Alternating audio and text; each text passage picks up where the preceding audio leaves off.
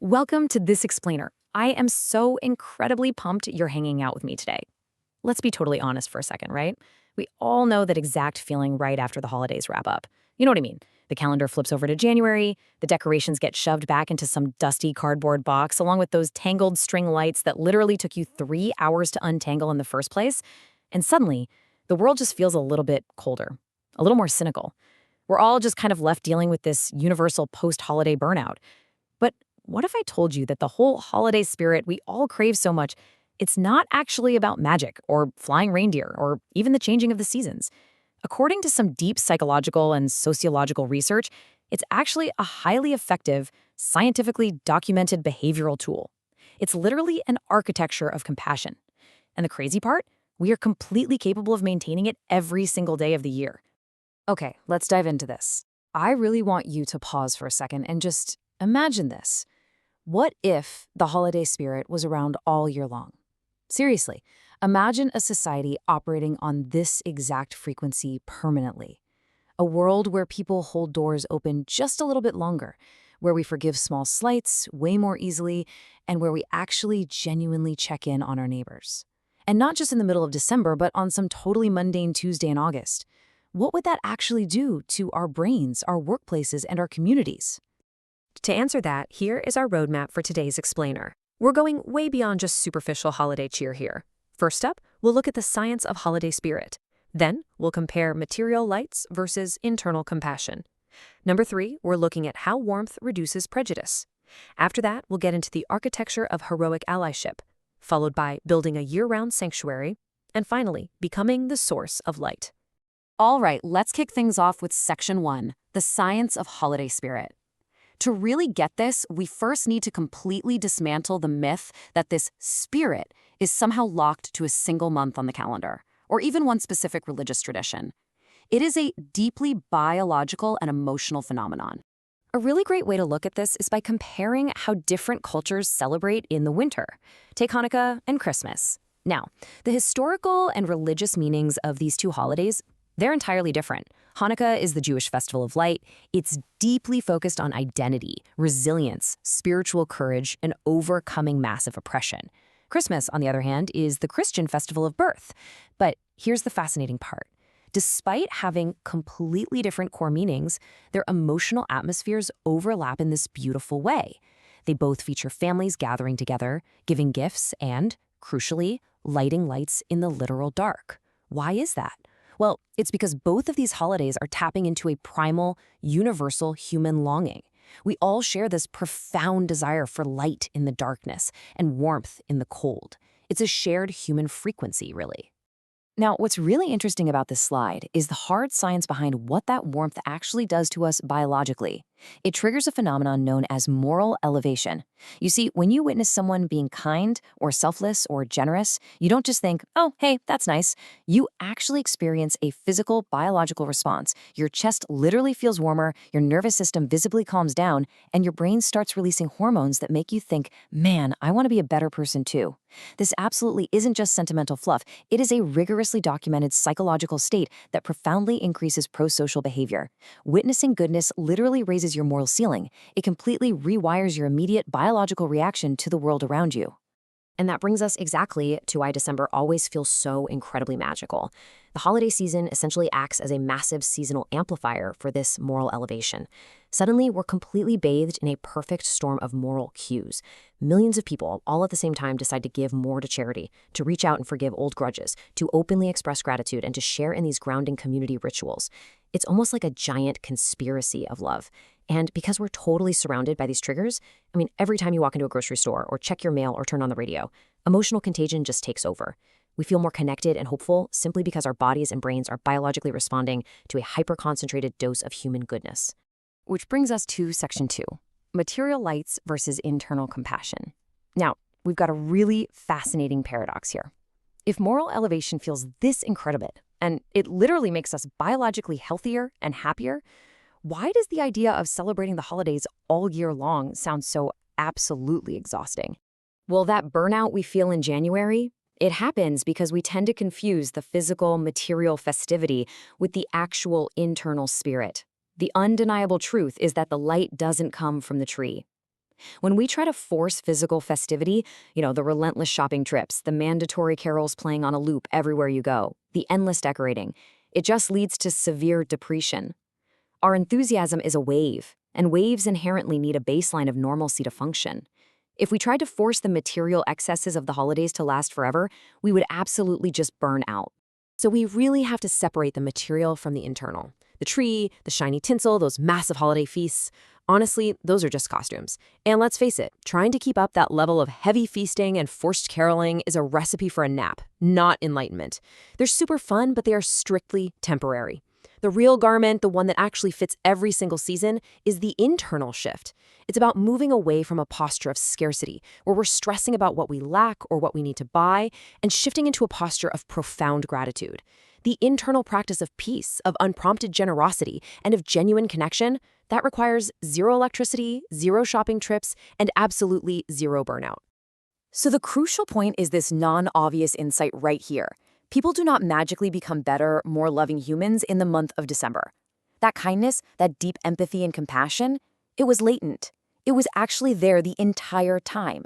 Society simply gives us a temporary license to be sentimental, warm, and generous during that specific month. For those few short weeks, we finally feel socially permitted to care openly without worrying about looking strange or, overly eager. Let's move on to Section 3, How Warmth Reduces Prejudice. We're going to pivot to the sociological impact of all this.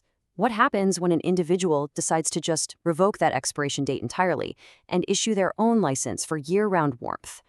How does this internal shift actively change the social environment around us? When we look closely at the architecture of human interaction, we start to see a massive shift. Now, a constant year-round holiday spirit doesn't just magically erase evil from the world. We know that. However, it strategically starves prejudice of the very environment it absolutely needs to operate. Prejudice and racism, they thrive in environments of stress, fear, coldness, disconnection, and social distance. But the moment you introduce warmth, shared humanity, and deep connection, you create emotional safety. Prejudice simply struggles to breathe in an environment that is characterized by that moral elevation we talked about earlier. To really understand why this happens, we have to look at behavioral psychology. Prejudice essentially operates in two layers. You have the internal biased thought, and then you have the external behavior, which is the actual likelihood of someone acting on that thought. When people are surrounded by warmth and placed in a morally elevated state, their defensive guard instinctively drops. They begin to see actual individuals instead of broad, generalized categories. Think of it kind of like ice melting in a warm room. The underlying structure might still technically be there at first, but it completely loses its sharp, dangerous edges. So even if underlying internal biases exist, an elevated social environment severely softens the external behavior. Racist and prejudiced impulses simply have way less room to act out when they are constantly met with relentless humanity. I absolutely love this quote from our sources. It says, "A constant holiday spirit doesn't erase evil. It weakens its influence. It turns you into a walking sanctuary." I mean, how powerful is that? By choosing to purposefully radiate warmth, you are stepping into this profound form of almost mythic leadership. You literally create an emotional force field around you where other people's better selves wake up. You step up and you become a guardian of your environment. Which leads us perfectly into Section 4, the architecture of heroic allyship. That concept of being a guardian is exactly what we mean by the active, protective application of perpetual compassion. When you operate consistently from this place of perpetual warmth and strong moral clarity, you inevitably develop a protective instinct toward vulnerable communities who face hate or discrimination, like Jewish communities, for example. Ethical allyship isn't about aggression. It's not about combat. It's about using your personal influence, your platform, and your radical kindness to actively protect others. It means using your voice to speak out against anti-Semitism. It means challenging stereotypes the absolute moment you hear them. It's about actively shaping your workplace or your home into a genuinely safe space and intentionally amplifying the voices of the people who are being targeted. It is, quite literally, compassion weaponized against hatred. And this brilliantly illustrates the core of that protective instinct. A true guardian doesn't fight with fists. He fights with presence, clarity, compassion, and unwavering solidarity. Real protection is deeply rooted in standing right beside those who are targeted. It's about being the tangible, physical, living proof that they are not alone.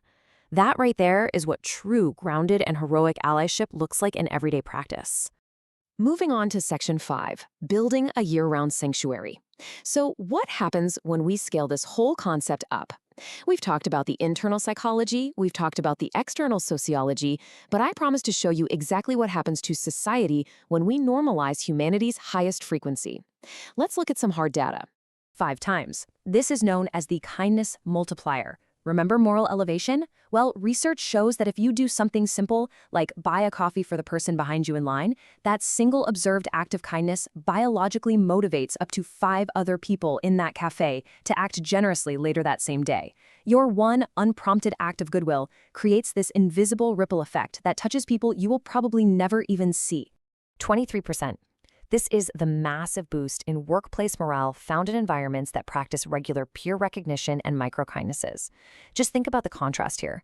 When the grace and patience we usually reserve for December is actively extended to the stress of a random rainy Tuesday in February, teams become significantly more cohesive, healthy, resilient, and ultimately a whole lot more productive. 40%. This is perhaps the most staggering statistic we've come across. Communities with high neighbor interaction see a 40% reduction in chronic loneliness. Why? Because a simple greeting builds crucial low-stakes trust. It provides emotional visibility. It essentially says to someone, hey, I see you, and you matter here. Neighbors who greet each other inevitably become neighbors who check on each other. A simple hello literally softens the edges of an entire street. Let's move to Section 6, our final section, and see how this builds into an actionable philosophy for your own life, becoming the source of light. Because ultimately, shifting the culture doesn't start with some massive societal mandate or a huge government program. It shifts the responsibility directly back to you. Just like a single flower resiliently breaking through a concrete sidewalk, true resilience is all about breaking the seasonal cycle. It's about committing to do the small, loving things in the absolute most unremarkable months of the year. It's committing to just one anonymous act of kindness a week in July or September or October. Times when the world offers absolutely zero cultural permission to be overly generous. Grand gestures, they exhaust us. But small, consistent actions, those endure. So as we wrap up our explainer today, I want to leave you with this final, really important thought. The light that makes the holidays feel so incredibly magical, it doesn't come from a plug in the wall. It emanates directly from the way human beings purposefully choose to treat one another. You have immense agency here. Will you pack that magic away in a cardboard box for another 11 months? Or will you choose to be the permanent, year-round source of the light, starting today?